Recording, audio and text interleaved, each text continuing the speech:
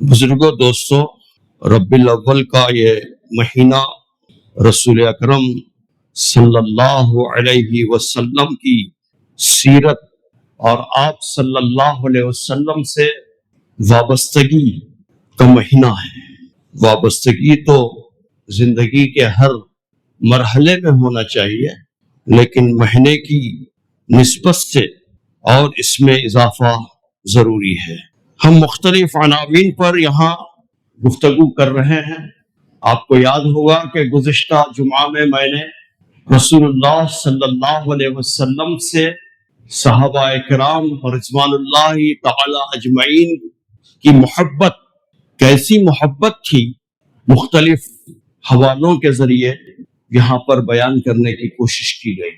आज मैं कोशिश करूंगा कि रसूलुल्लाह सल्लल्लाहु अलैहि वसल्लम से मोहब्बत के तकाज़े क्या हैं, मोहब्बत करने के नतीजे में वो क्या चीजें हम पर लाजिम आती हैं, इस पर इंशाअल्लाह गुफ्तगू करने की कोशिश की जाएगी। दोस्तों, रूह के बगैर जिस्म एक लाशा है। हाथ पैर सब मौजूद हैं, इंसान लेटा हुआ है, लेकिन उसमें से रूह चले गई तो उसको कहते हैं मुर्दा है, लाशा है।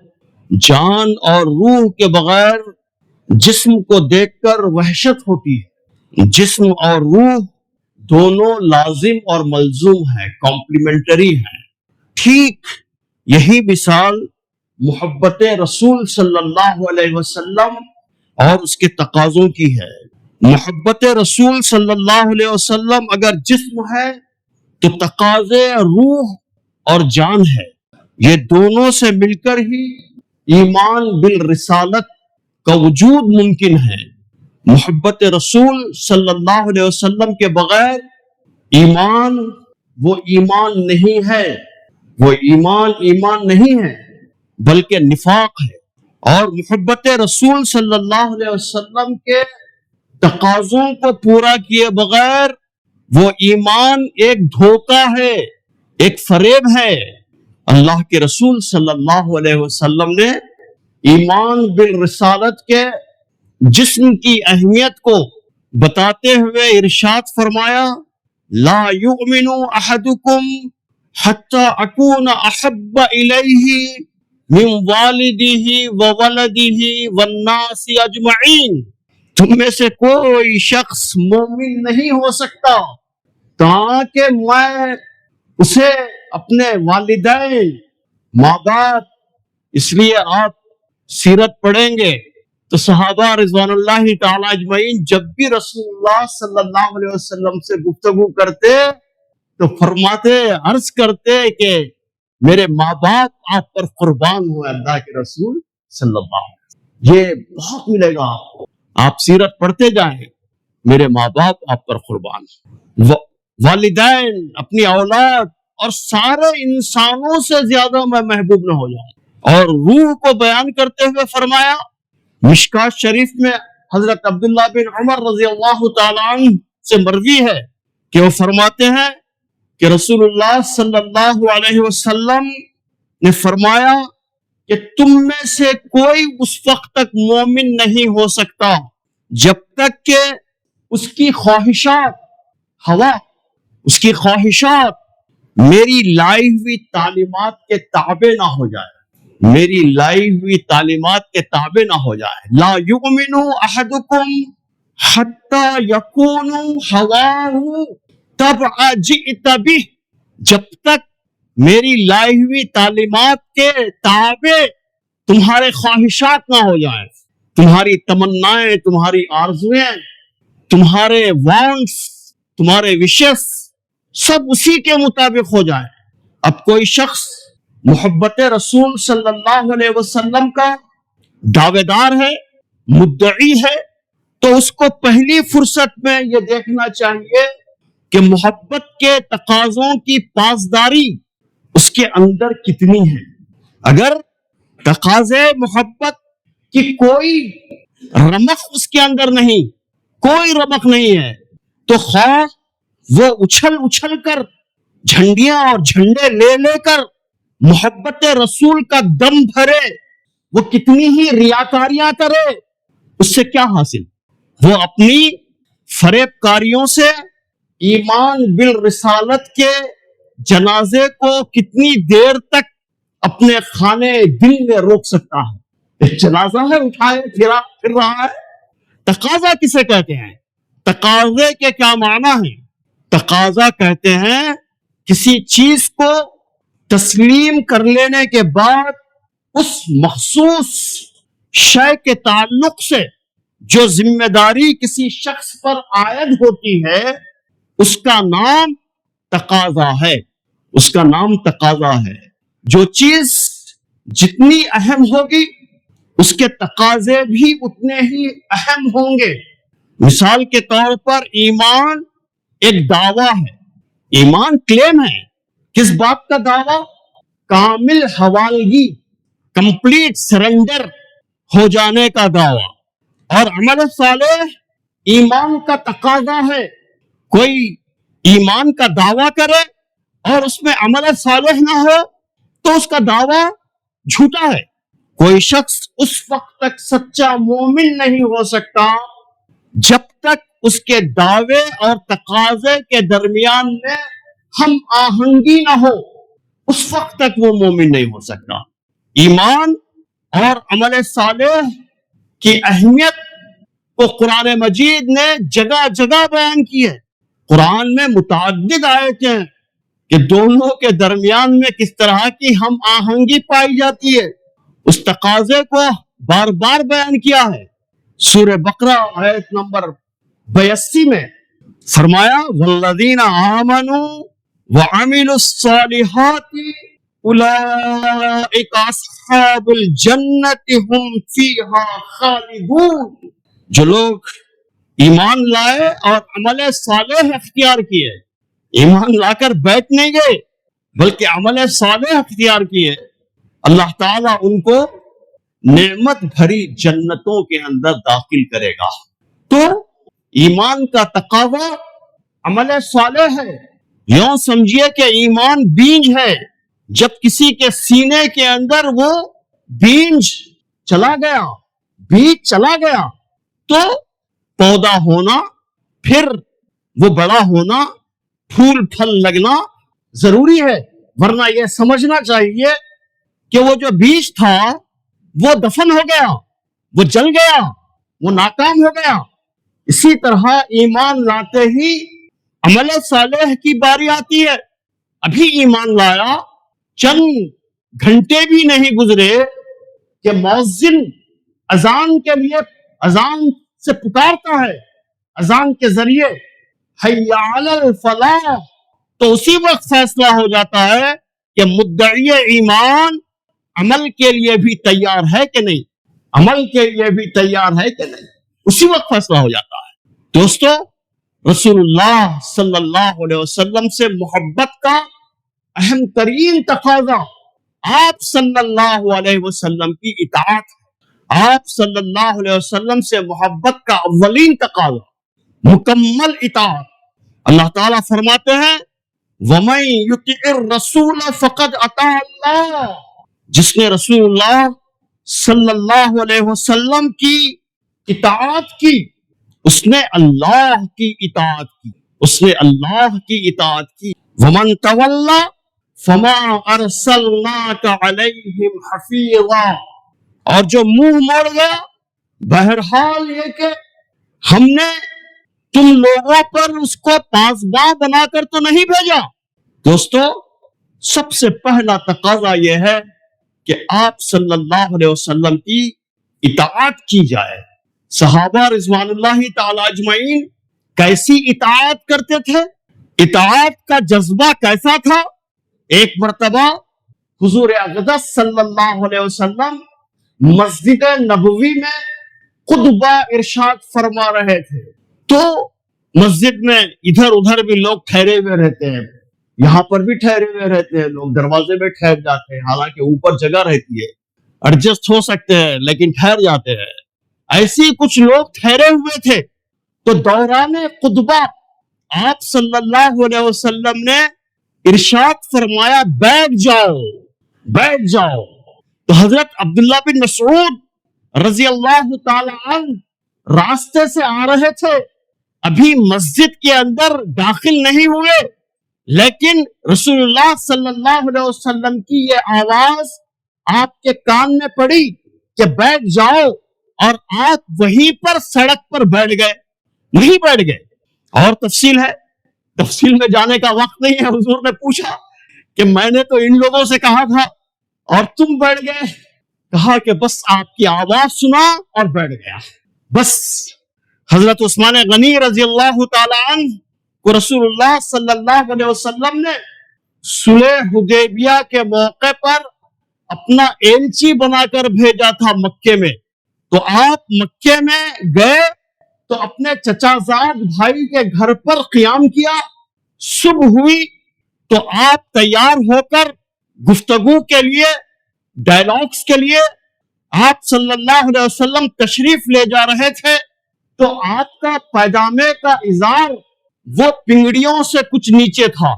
ان کے چچا زاد بھائی نے عرض کیا کہ اے عثمان غنی، آپ تو جانتے ہیں کہ عرب کے جو سردار ہوتے ہیں، جتنا بڑا سردار ہوتا ہے اتنا زیادہ ازار کو وہ زمین پر لٹکاتا ہے۔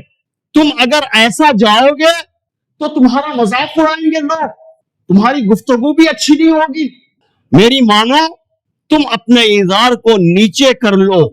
تو حضرت عثمان غنی نے پوری باتیں سنی اور صرف ایک ہی بات ارشاد فرمائی کہ میں نے رسول اللہ صلی اللہ علیہ وسلم کو ایسا ہی پاجامہ پہنتے ہوئے دیکھا، اور میں ہرگز اپنے ازار کو، اپنے پائجامے کو نیچے نہیں کروں گا۔ ویسے ہی تشریف لے گئے۔ حضرت حذیفہ بن یمان یہ فاتح ایران تھے، انہوں نے ایران کو فتح کیا۔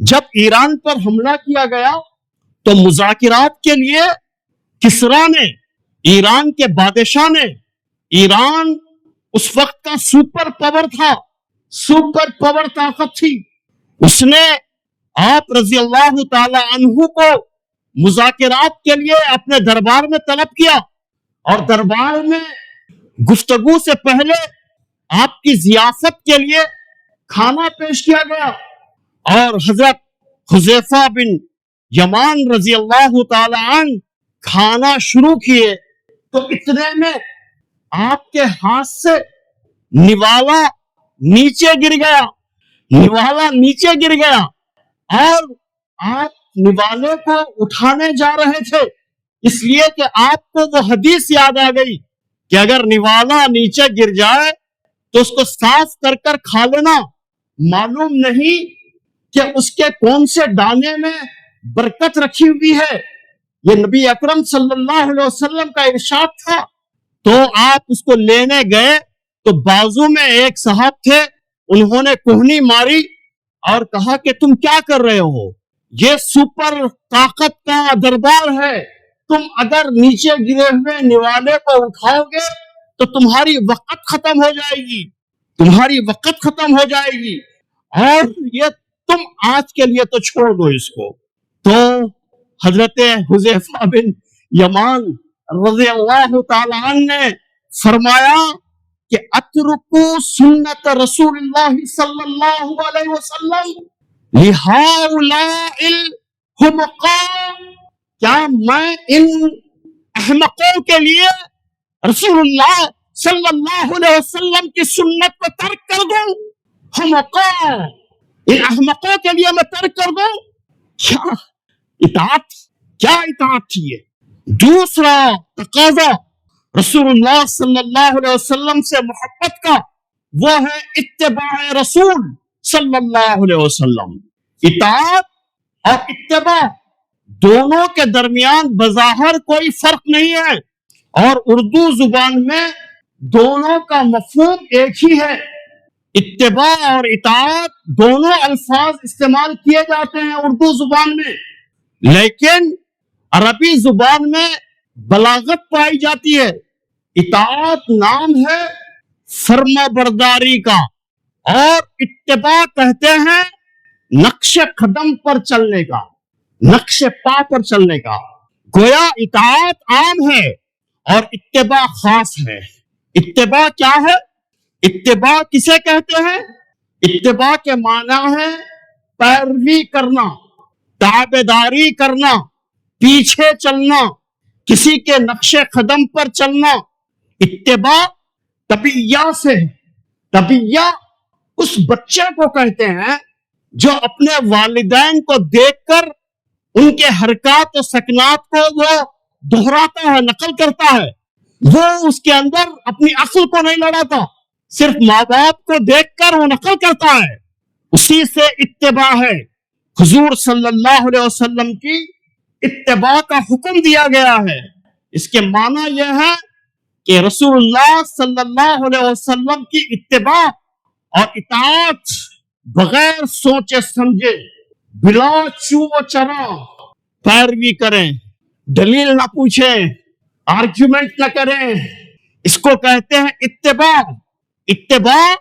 اتباع سنت فطری تقاضا ہے، انسانی فطرت ہے کہ جس سے جتنی زیادہ محبت کرتا ہے اس کی طبیعت اسی کی طرف مائل ہوتی ہے اور اس کی نقل اتارنے کو اس کی طبیعت چاہتی ہے۔ اس کے رنگ میں وہ رنگ جاتا ہے۔ کانگریسی ہو گیا تو وہ ٹوپی پہن لیا، اور ایس پی کا ہو گیا تو لال ٹوپی، حالانکہ اچھی نہیں دکھائی دیتی، پہنا ہوا ہے، کھدڑ کپڑا پہنا ہوا ہے۔ ہمارے نوجوان جس ایکٹر کو پسند کرتے ہیں اسی کے جیسے بال بناتے ہیں، کٹورا کٹنگ بناتے ہیں، ایسی کٹنگ بناتے ہیں کہ لوگ دیکھ کر ہنسیں، لیکن وہ نقل اتارتے ہیں اپنے پیارے ایکٹر کی۔ اس نے کپڑے پھاڑ کر پہنے تو یہ بھی کپڑے پھاڑ کر پہنتا ہے۔ تو یہ ہے۔ تو دوستو، محبت رسول صلی اللہ علیہ وسلم کا حق اس وقت تک ادا نہیں ہو سکتا جب تک آپ کی اتباع نہ کریں۔ اسی لیے قرآن نے فرمایا سورہ آل عمران آیت نمبر 31 کے اندر، قل ان کنتم تحبون اللہ فاتبعونی یحببکم اللہ۔ اے محمد صلی اللہ علیہ وسلم، آپ فرما دیجئے، قل کی ضمیر رسول اللہ صلی اللہ علیہ وسلم کی جانب ہے۔ آپ فرما دیجئے کہ اگر تم اللہ سے محبت کرنا چاہتے ہو فاتبعونی، تم میری اتباع کرو۔ فاتبعونی، تم میری اتباع کرو، چاہے تمہارا اسٹیٹس کچھ بھی ہو، تم دنیا میں کچھ بھی ہو، لیکن تم میری اتباع کرو۔ اور اس کا نتیجہ کیا ہوگا؟ وَيَغْفِرْ لَكُمْ ذُنُوبَكُمْ، اللہ تمہاری مغفرت کا سامان کر دے گا۔ اور اللہ تعالیٰ بڑا غفور و رحیم ہے۔ قُلْ اطیعوا اللہ والرسول، آپ فرما دیجئے ان سے کہ اللہ اور رسول کی اطاعت کو قبول کر لیں۔ اگر یہ ایسا نہیں کرتے فَإِن تَوَلَّوْا فَإِنَّ اللَّهَ لَا يُحِبُّ الْكَافِرِينَ، اگر وہ قبول نہیں کرتے تو یقیناً یہ ممکن نہیں کہ اللہ ایسے لوگوں سے محبت کرے جو اس کے اور اس کے رسول صلی اللہ علیہ وسلم کی اطاعت سے انکار کرے۔ دوستو، حضرت مجاہد روایت کرتے ہیں، ان مجاہد قال کننا مع ابن عمر رضی اللہ تعالی عنہما، کیا فرماتے ہیں کہ میں نے دیکھا کہ حضرت ابن عمر رضی اللہ تعالی عنہ سفر میں، فی سفر فمر بمکان، اور ایک جگہ پر آپ پہنچے اور پہنچ کر آپ نے اس راستے سے ہٹ کر، تھوڑی دور راستے سے ہٹ کر چلے اور پھر اپنے راستے پر آ گئے۔ میں نے پوچھا کہ آپ نے ایسا کیوں کیا؟ تو فرمایا کہ میں نے رسول اللہ صلی اللہ علیہ وسلم کو اس مقام پر آنے کے بعد ایسا ہی چلتا ہوا دیکھا تھا، ایسا ہی چلتا ہوا میں نے دیکھا تھا۔ رسول اللہ صلی اللہ علیہ وسلم فعل ھذا فعلت، کہ میں نے رسول اللہ صلی اللہ علیہ وسلم کو ایسا ہی چلتا ہوا دیکھا تھا۔ اور حضرت ابن عمر رضی اللہ تعالیٰ عنہ روایت کرتے ہیں کہ وہ مکہ معظمہ، عن ابن عمر رضی اللہ تعالیٰ عنہ کانا یعطی شجرتن بین مکہ والمدینہ، مکہ اور مدینہ کے درمیان میں ایک درخت تھا, شجر تھا ایک, وہاں جب کبھی بھی جاتے تو فَيَقِيلُوا تَحْتَهَا, وہ وہاں پر خیلولہ فرماتے, خیلولہ کرتے. لوگوں نے پوچھا کہ آپ ایسا کیوں کرتے ہیں؟ تو عرض کیا کہ میں نے رسول اللہ صلی اللہ علیہ وسلم کو یہاں آنے کے بعد اس درخت کے نیچے خیلولہ کرتے ہوئے میں نے دیکھا.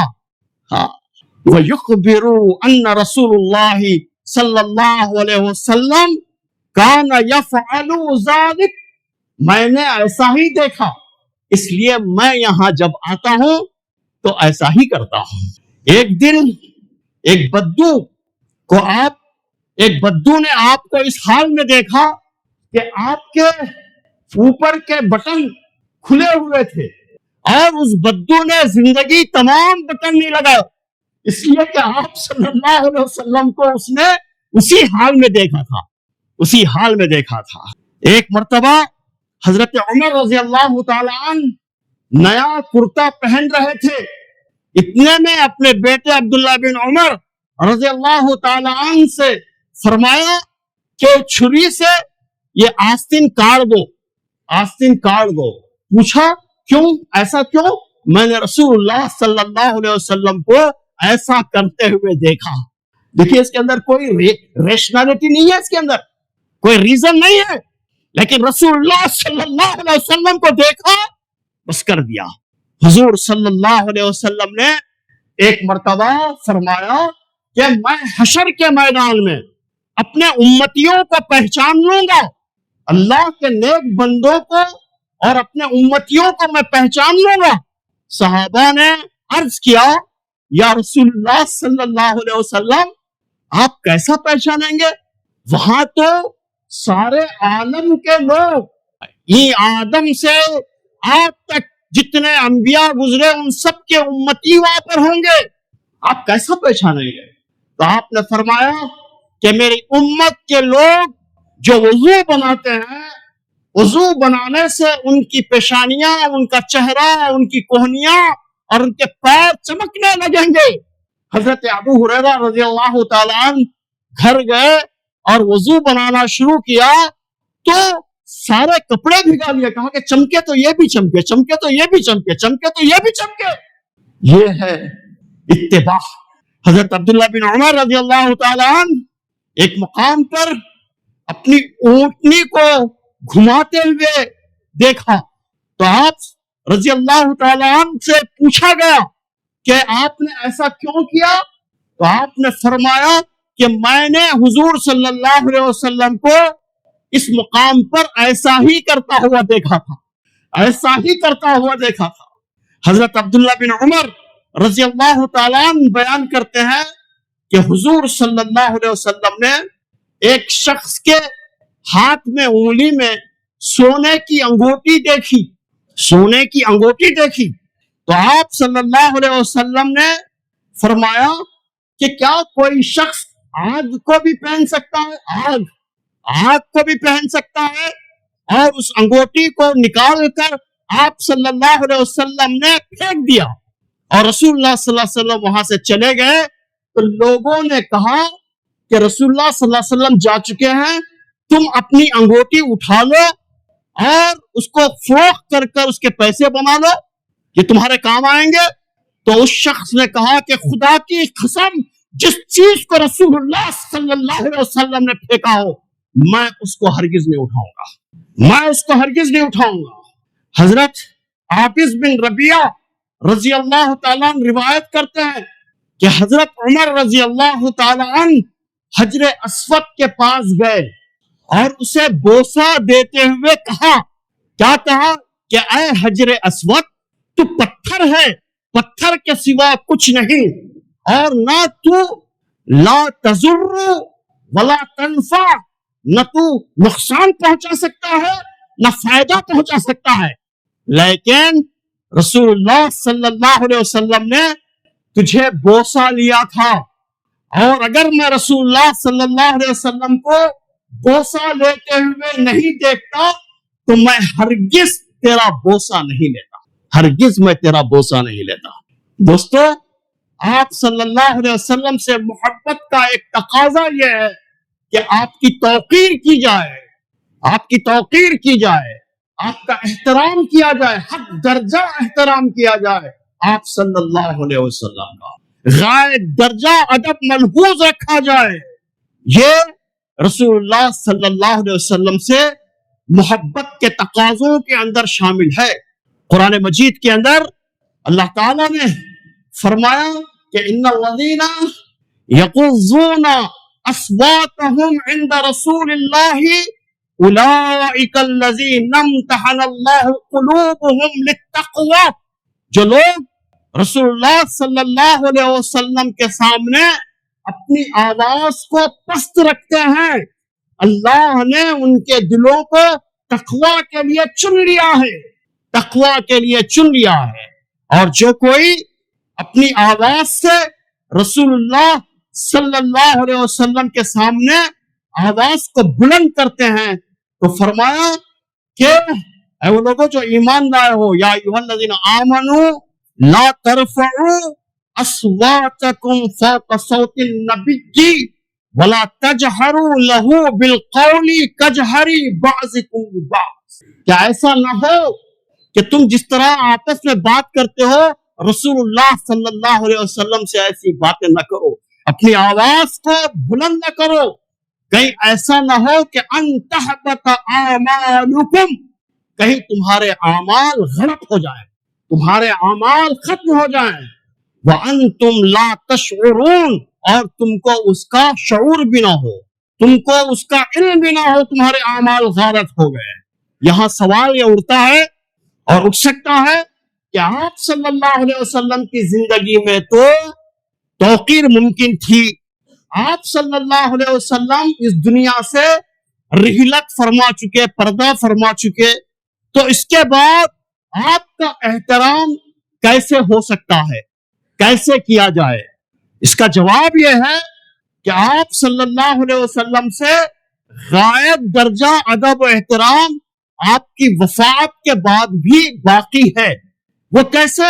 آپ کی مسجد میں آواز بلند نہ کی جائے، آپ کی مسجد میں آواز بلند نہ کی جائے، آپ کے آرام گاہ پر آواز اونچی نہ کی جائے، حدیث شریف سنتے اور پڑھتے سنت مطہرہ کے اقوال کا تذکرہ ہو یا مطالعہ کرتے وقت غائب درجہ ادب ملحوظ رکھا جائے، غائب پڑھ رہے ہیں، جو عام کتابیں پڑھتے ہیں اس طرح پڑھی جا رہی ہے، لیٹے ہوئے ہیں اور آنکھ توڑ رہے ہیں، بیزارگی میں سن رہے ہیں، نہیں، متوجہ ہو جائیں، متوجہ ہو جائیں، آپ کے قول کے سامنے اپنی بات کو نہ رکھی جائے، ہوگا بھی حدیث ہوں گی ایسی، آپ کے قول کے سامنے کوئی اپنی بات کو نہ رکھی جائے۔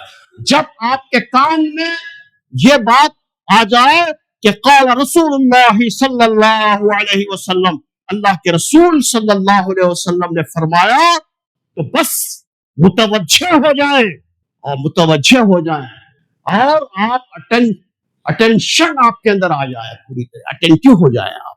دوستو، یہ آپ صلی اللہ علیہ وسلم سے محبت کے چند تقاضے ہیں، اور بھی تقاضے ہیں کہ آپ صلی اللہ علیہ وسلم پر درود بھیجا جائے، آپ کی سنتوں کو زندہ کیا جائے، آپ کا جو محبوب ترین کام تھا وہ کام کیا تھا؟ وہ دعوت دین کا کام تھا، جس کے لیے آپ نے گالیاں کھائیں، پتھر کھائے، اپنے وطن عزیز سے نکالے گئے، وہ کام کیا مسلمان کر رہا ہے؟ سوال یہ پیدا ہوتا ہے، کیا وہ دعوت دین کا کام مسلمان انجام دے رہا ہے جس کو آپ صلی اللہ علیہ وسلم بہت محبوب رکھتے تھے؟ امر بالمعروف و نہی المنکر کا فریضہ انجام دیا جائے، کیا مسلمان یہ فریضہ انجام دے رہا ہے؟ اور میرے کو کیا کرنا ہے بھائی، مجھے کیا لینا دینا ہے اس سے؟ دوستو، اور رسول اللہ صلی اللہ علیہ وسلم کا لایا ہوا پیارا دین جو اس وقت مغلوب ہے، محکوم ہے، مجبور ہے، معتوب ہے، لوگ اسے بدنام کر رہے ہیں، وہ دبا ہوا ہے، مسجدوں میں محصور ہے، اغیار کا قانون دنیا کے اندر چل رہا ہے، باطل نظام چل رہا ہے، شیطان کا نظام چل رہا ہے، شیطانی قوانین چل رہے ہیں، اور ہم ہیں کہ اللہ کے رسول سے بڑی محبت ہے، محبت کے جھوٹے دعوے ہیں، ہم اس دین کو غالب کرنے کے لیے، اس کے غلبے کے لیے کچھ کر رہے ہیں؟ اگر کر رہے ہیں تو فبیہا، آپ رسول اللہ صلی اللہ علیہ وسلم سے محبت کا حق ادا کر رہے ہیں، تقاضا پورا کر رہے ہیں۔ اگر نہیں کر رہے ہیں تو آپ کے اچھل کود کرنے سے، آپ کا جھنڈا لے کر ناچنے سے کچھ ہونے والا نہیں۔ آپ ریاکاری کر رہے ہیں، آپ اس کے سوا اور کچھ نہیں۔ تو اس لیے ضرورت اس بات کی ہے کہ ہم رسول اللہ صلی اللہ علیہ وسلم کے ساتھ محبت کے جو تقاضے ہیں، ان تقاضوں کو ہم پورا کریں۔ اللہ تعالی ہمارے ساتھ خیر کا معاملہ فرمائے۔ وآخر دعوانا الحمدللہ رب